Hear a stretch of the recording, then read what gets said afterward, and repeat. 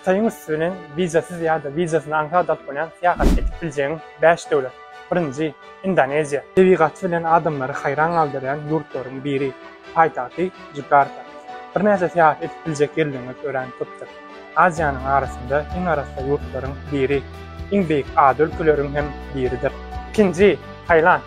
Paytahty Bangkok. Xitayda viza en alsat alıp bilecek ülkelerin biridir. Taylandda kadimi binalar, yadigarlikler, dinzat bileceğini yerler öğrenip tuttuk.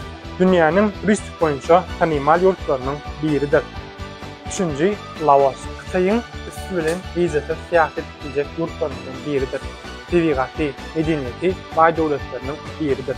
Dördüncü, Malezya. Dağ tokoylukları, büyük binaları bilen tanımal ülkelerin biridir. Paytahty Kuala Lumpur. Xitayın üstü bilen vizasız seyahat edilecek ülkelerin biri. Beşinci, Güney Koreya. Xitayda vizasını alıp bileceğiniz en alçak yurtlarından biridir.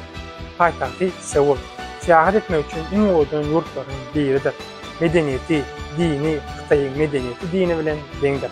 Xitayın üstü bilen başga da seyahat edilecek yurtları bilýäňizmi? Eger de bilýän bolsaňyz, kommentariýada aşagda belläň.